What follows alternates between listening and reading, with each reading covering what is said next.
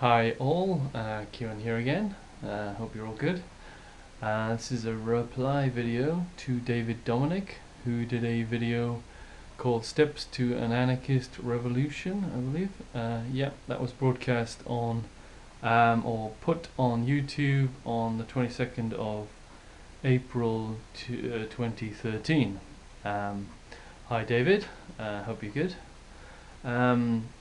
Okay, I just thought I'd give you my thoughts on your video, which was very professionally put together.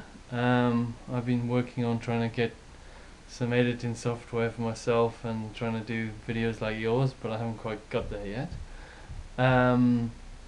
Okay, so you talk about steps to anarchist revolution. My first thought is kind of based around the title. Wouldn't really consider myself an anarchist or a revolutionary, so my first feeling with your title is that this anarchist revolution isn't something I really want to see happening. But if we look at the details of what you're saying, a lot of it is stuff I want to see. So I want to see a radically democratic society. I want to see literally equality of power across all people. I want to see people having equally pleasant lives, and so radically egalitarian sort of setup. And I want to see people being a lot freer than they are now, which would come from equal power, I think. So I don't want to see people having bosses. I want to see a democratic workplace and all that kind of thing, democratic banks and so on. So a lot of the stuff you suggest I certainly wouldn't object to. You're talking about credit unions. I don't know much about them, but if they're anything, if they're any more democratic than banks, then that sounds good to me. I should probably get involved with that kind of organization in my life. I bank with Barclays, and I should at least join the cooperative bank or maybe the credit union or something. I can't really speak for them whether they're any good or not, but I think it's all worth a try. As for democratic workplaces, yeah, I think setting up a co-op is a good idea. I sort of tried to do it in the recent past and get anywhere, but I'm currently not working, so I'm not in a great position to get involved with that, but I probably should get involved with that kind of thing. Those things seem like a kind of no-brainer on the road to a more democratic society. But anyway, yeah, thinking about the title and this anarchism and revolution, I mean, the reason I wouldn't consider myself an anarchist is because I believe that human nature being what it is, I think we need to have a compulsory kind of organization, which I would call the state, to stop violence, or stop violence in a kind of standardized kind of way, with sort of trumping it with greater violence, if you like, but it seems to work better if you have kind of laws, compulsory laws governing a certain sort of geographical region. Also with like taxes, I don't think voluntary taxes is going to really draw in very much money. Even if you don't have money, I think well-off people need to be forced to give. If you're going to have an egalitarian society, well-off people need to be forced to give up things. And again, I think that should be. I don't want that to be just done in a lawless fashion. I think if we have rules governing certain geographical areas, that's the best way to force people to do things. I don't believe in this stuff that's also associated with anarchism of you can't force anyone to do something. I think that if something's for the best of is for the best for everybody, for most people, as judged by a democratic sort of vote, then I'm okay with the minority or individual being sort of overridden or forced to do something that he or she doesn't want to do. So for those reasons, I think it would be confusing to call myself an anarchist, even though I am against rulers. and against hierarchies, which is part of what anarchists are into. I'd rather just call myself an egalitarian of power, or anti-hierarchist, or something that seems to be clearer. You also talk, I mean, your video is entitled Anarchist Revolution, but there's not much talk about what the revolution actually is in your video. I think you need to be clear about that for the viewers like myself. I mean, revolution when used with reference to politics is usually associated with a violent revolution. If you're talking about a peaceful revolution, just merely a large change, a radical change, then you need to be clear and say peaceful revolution. If you are into violent revolution, then I think you need to talk about that in this video, because that's obviously a very important part of your steps towards an anarchist revolution.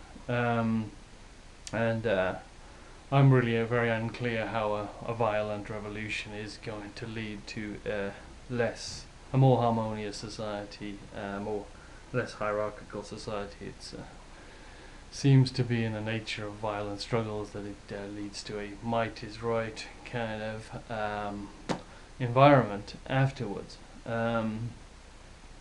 So okay, that's violent.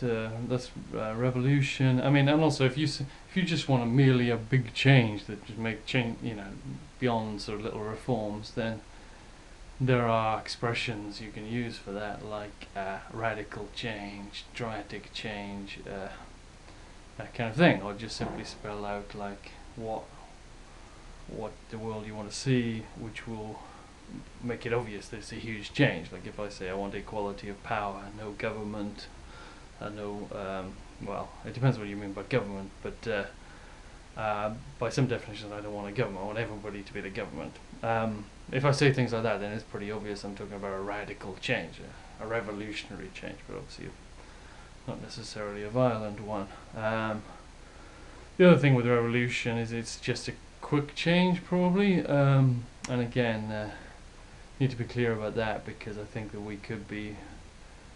I think you shouldn't rule out a slow change, because that may be the best we can sort of do, a more realistic option. So what else? You talk about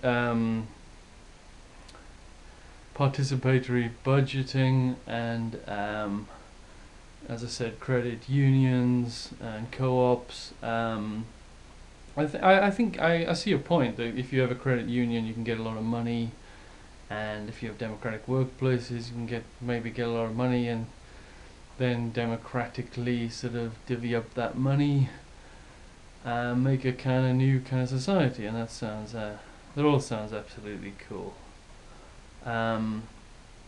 Okay, I can't think of anything else right now.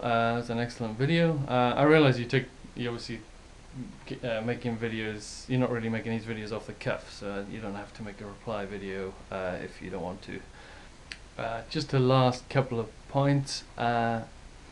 Yeah, you also talk about trade unionism. I've got a kind of slightly mixed feelings about trade unionism. I feel as with sort of violence, well,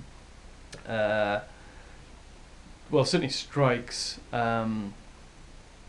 can lead to a kind of culture of conflict, and which often ends up with. I just think that a lot of strikes don't always seem to lead to a more egalitarian society. What I see now is more organized kind of unions getting more through strikes, and you get people like teachers going on strike who are kind of better off workers, really. So and a lot of the really worst off workers not really having unions. There are maybe ways around that. You can have more general unions or something, but still I think the whole, in a sense, strikes are a kind of market force. I mean, they're kind of people clubbing together and pushing for a deal for themselves. So it's, in a way, it's sort of mass sort of capitalism.